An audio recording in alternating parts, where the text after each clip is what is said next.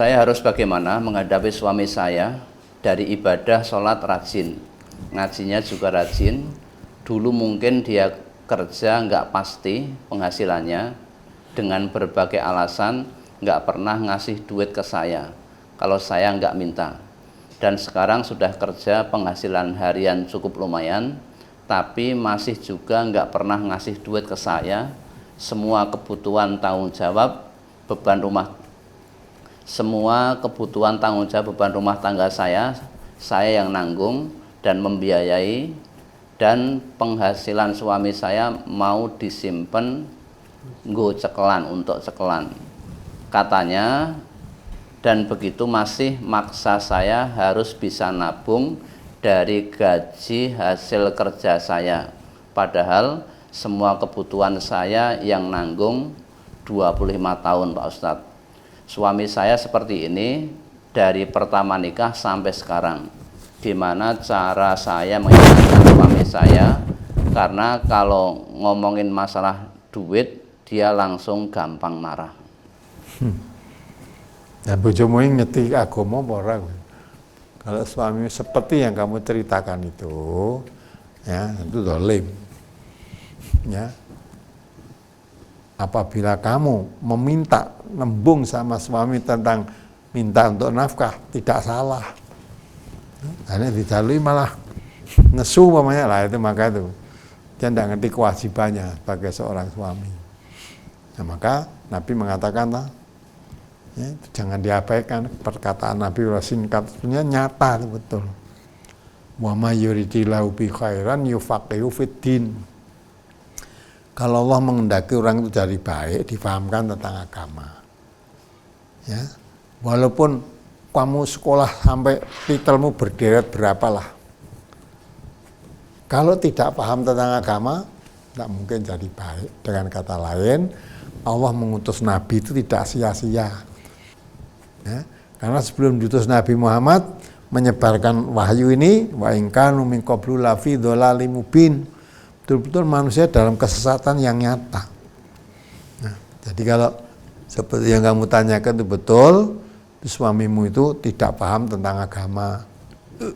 Nek paham nekat ngono berarti itu zalim. Ya, zalim. Nah, bagaimana untuk menyadarkan? Nah, kamu istrinya aja susah, apalagi saya. Ya, mestinya kamu punya hak minta haknya. Kalau dulu kamu belum bekerja, saya menupang ini ya semaksimalnya dalam rangka membantu pekerjaanmu. Sekarang kamu sudah bekerja, gajinya lumayan, ya jangan jaga ke saya, itu tanggunganmu. Patut sing nabungnya aku gitu lah. Ya, karena kerja saya sebagai membantu aja, asal lebihnya untuk membantu kamu lah, untuk saya tabung pekerjaan saya. Tapi kamu kewajiban membelanja, memberi belanja anak itu kewajibanmu. Lah, kamu bisa menabung kalau untuk kebutuhan keluarga cukup, kamu nabung boleh. Aja kok mbok tabung ya hidupnya yang suruh nanggung saya. Nah, maka itu kalau kamu merasa mempunyai hak minta, tidak salah, punya hak. Mintalah suami memberikan sesuai dengan kemampuannya kan, itu aturannya jelas juga kan. Jadi suami yang baik itu memberikan sesuai dengan kemampuannya. Antara hadis Nabi diterangkan, sebaik-baik suami yang paling baik pada istrinya. Memberi belanja pada istri pun jangan terlalu batas, beri kelonggaran. Kalau bisa memberikan kelonggaran jangan dibatas. Kalau memang tidak bisa, ya Allah tidak memberikan beban yang di luar kemampuanmu. Sampai Nabi mengatakan, kalau kamu makan, beri makan istrimu. Kalau kamu berpakan, beri pakan. Sehingga kalau kamu sendiri tidak bisa makan, bagaimana kewajiban memberi makan istri? Untuk makan kamu sendiri yang nggak ada. Dan itu mengandung arti bahwa suami itu mempunyai kewajiban sesuai dengan kemampuannya.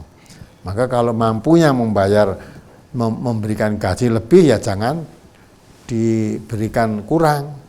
Tapi kalau memang tetap untuk memberikan nafkah itu untuk kebutuhan harinya kurang, mampunya hanya itu, ya sudah, mau apa lagi memang mampunya itu. Nah, tidak dituntut di luar kemampuan. Kalau seperti itu berarti suami pun dolim. Nanti nasihati dengan agama. Kalau suami Islam dinasihati dengan agama. Banyak pernyataan-pernyataan lewat itu silaturahim, ya, setelah ngaji, setelah ngerti itu ngerti agama. Dulu sering padu bertengkar dengan suami. Tadi pagi saya dengarkan juga dengan suaminya. Biasanya kalau bertengkar itu mesti urusan masalah dunia. Nah setelah ngaji ini tidak pernah bertengkar dengan suaminya. Kekurangan apapun, kekurangan sabar, ya dengan baik, masing-masing mempunyai kewajiban. Sudah kalau melaksanakan kewajibannya sudah bagus ya. Jadi maka itu kalau betul yang kamu katakan mungkin kuncinya karena tidak tahu agama itu. Sehingga melanggar larangan Allah, enak aja tidak terasa apa-apa. Maka solusinya diajak ngaji biar ngerti agama. Kalau udah ngerti agama kan, oh ini kewajiban saya, nanti akan tahu sendiri.